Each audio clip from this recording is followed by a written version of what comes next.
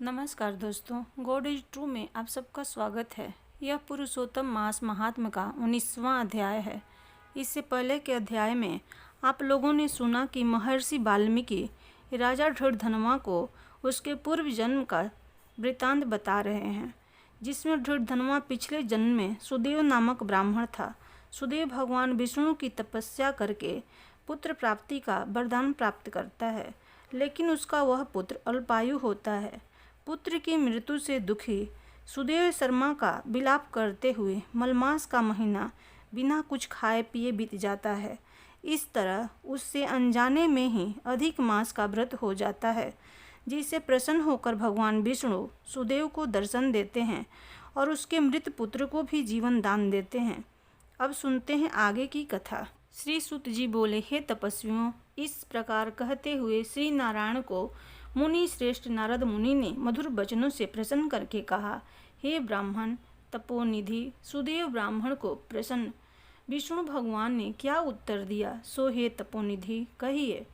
श्री नारायण बोले, इस प्रकार महात्मा सुदेव ब्राह्मण ने विष्णु भगवान से कहा। भक्तवत्सल विष्णु भगवान ने वचनों द्वारा सुदेव ब्राह्मण को प्रसन्न करके कहा। हरि भगवान बोले, हे द्विजराज, जो तुमने किया है उसको दूसरा नहीं करेगा। जिसके करने से हम प्रसन्न हुए उसको आप नहीं जानते हैं। यह हमारा प्रिय पुरुषोत्तम मास गया है।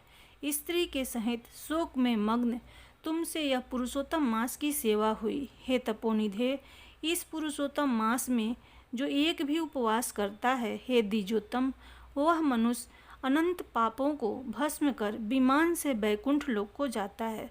सो तुमको 1 महीना बिना भोजन किए बीत गया और असमय में मेघ के आने से प्रतिदिन प्रातः मध्याह्न सायं तीनों काल में स्नान भी अनायासी हो गया।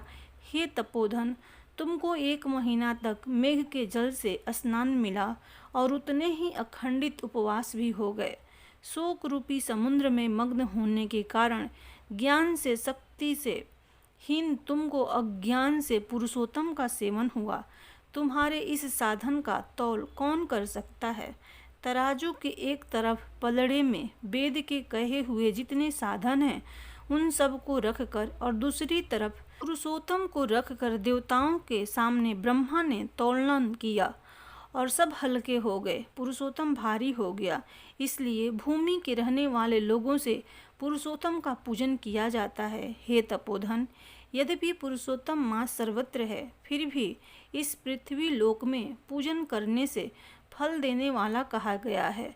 इससे हे वत्स, इस समय आप सब तरह से धन्य हैं, क्योंकि आपने इस पुरुषोत्तम मास में उग्र तथा परम दारुण तप को किया। मनुष्य शरीर को प्राप्त कर जो लोग श्री पुरुषोत्तम मास में स्नान दान आदि से रहित हैं, वे लोग जन्म जन्मांतर में दरिद्र होते हैं।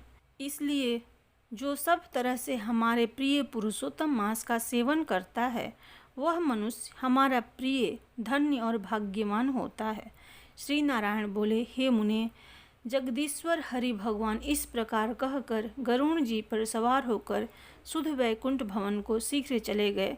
सपत्नीक सुदेव शर्मा पुरुषोत्तम मास के सेवन से मृत्यु से उठे हुए सुखदेव पुत्र को देखकर अत्यंत दिन रात प्रसन्न होने लगे। मुझसे अज्ञानवश पुरुषोत्तम मास का सेवन हुआ और वह पुरुषोत्तम मास का सेवन फलीभूत हुआ, जिसके सेवन से मृत पुत्र उठ खड़ा हुआ। आश्चर्य है कि ऐसा मास कहीं नहीं देखा। इस तरह आश्चर्य करता हुआ उस पुरुषोत्तम मास का अच्छी तरह पूजन करने लगा।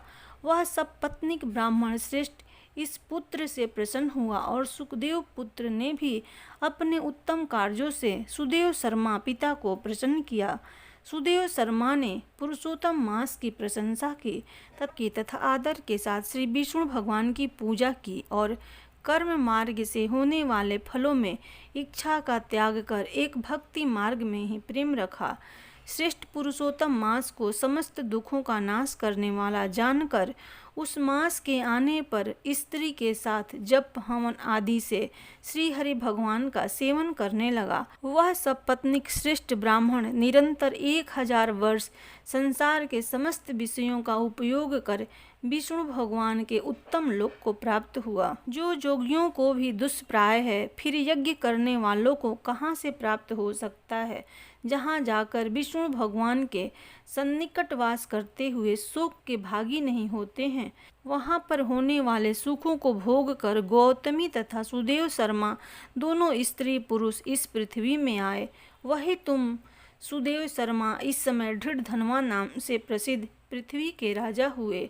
पुरुषोत्तम नाम के सेवन से समस्त रिद्धियों के भोक्ता हुए। हे राजन, यह आपकी पूर्व जन्म की पति देवता गौतमी ही पटरानी है। हे भूपाल, जो आपने मुझसे पूछा था सो सब मैंने कहा। और सुख पक्षी तो पूर्व जन्म जो पुत्र सुखदेव नाम से प्रसिद्ध थे, वे हरि भगवान ने जिसको जिलाया था, वह 12,000 वर्ष तक आयु भोग कर बैकुंठ को गया। वहाँ वन के तालाब के समीप बट वृक्ष पर बैठकर पूर्व जन्म के पिता तुमको आए हुए देखकर मेरे हितों के उपदेश करने वाले प्रत्यक्ष मेरे दैवत विषय रूपी सर्व से दूषित संसार सागर में मग्न इस प्रकार पिता को देखकर और अत्यंत कृपा से युक्त वह सुख पक्षी विचार करने लगा कि यदि मैं इस राजा को ज्ञान का उपदेश नहीं करता हूँ तो मेरा बंधन होता है। जो पुत्र अपने पिता को पुनाम नरक से रक्षा करता है वही पुत्र है। आज मेरा यह श्रुति के अर्थ का ज्ञान भी वृथा हो जाएगा, इसलिए अपने पूर्व जन्म के पिता का उपकार करूंगा। हे राजन धृढ़धनवा, इस तरह निश्चय करके वह सुख पक्षी वचन बोला। हे पाप रहित राजन, जो आपने पूछा सो यह सब मैंने कहा। अब इसके बाद पाप नाशनी सरजू नदी को जाऊंगा।